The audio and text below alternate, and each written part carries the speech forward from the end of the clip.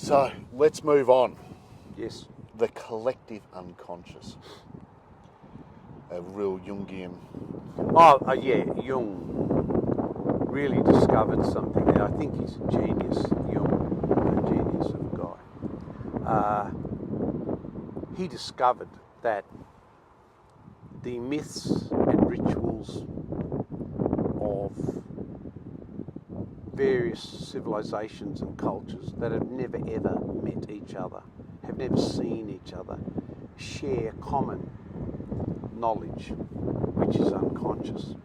So for example, you can go to Eskimos and they have a kind of a totem mythology connected in their religion.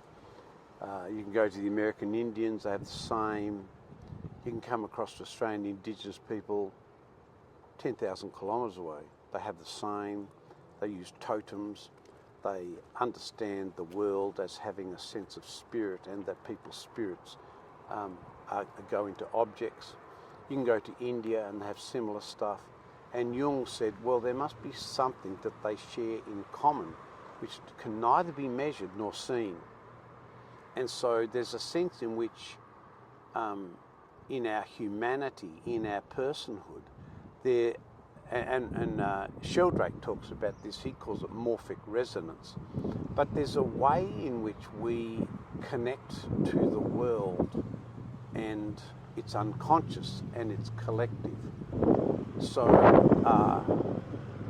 even the sharing of myth making, or the making of myths, even the sharing of semiotics, of symbol making, is shared, and it's extraordinary. You can go back to, first century Egyptians and their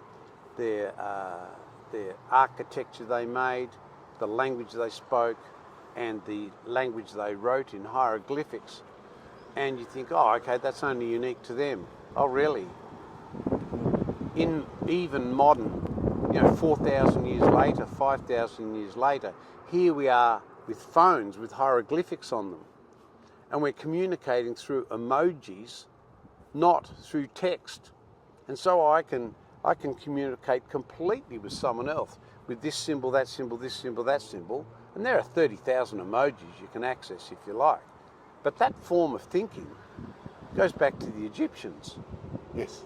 And then you can look at that and the Babylonians, or you can look at another nationality or another culture or another civilization. They may do it differently, but they're actually still communicating visually. And so, the Indigenous Australian First Nations culture goes back 65,000 or more years.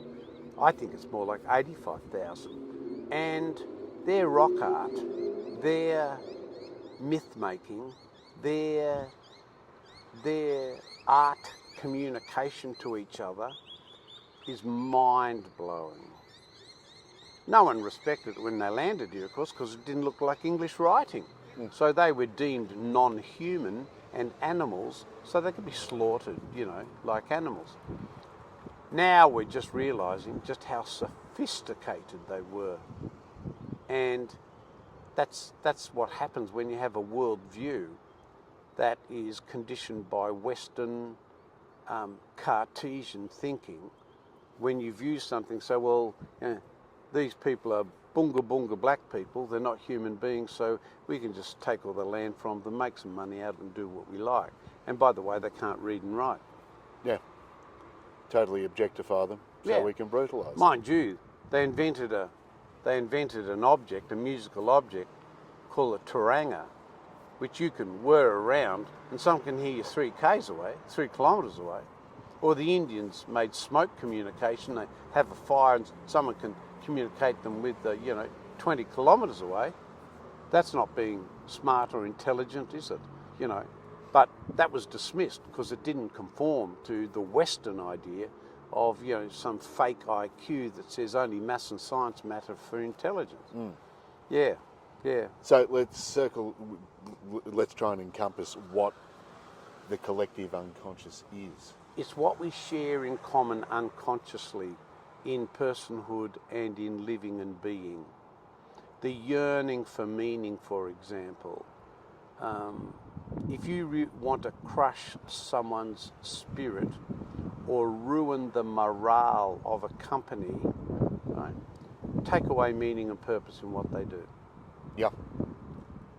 Give them a checklist that has no meaning and connection to reality, and just tell them you've got to do it because I said you do it. And this becomes performance. Oh, and then when you get at the end, you've completed the checklist.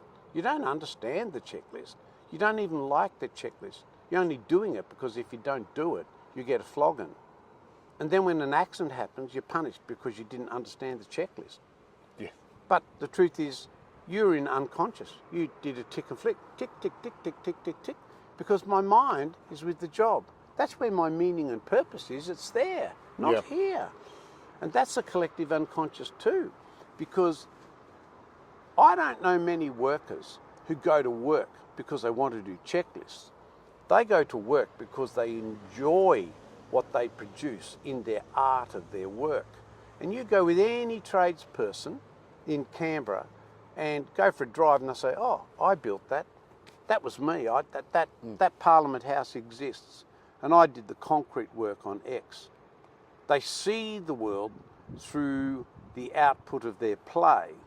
They don't say, oh, we only built that because we did the checklist right. Yeah. They didn't solve challenges through the checklist. No, and that's the shared unconscious and the collective unconscious.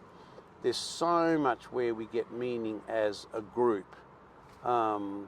It's why when you're in a group 100,000 to the football game, they don't talk to each other and say, let's all flare up and hold our hands now and get excited. They all get excited in automatic.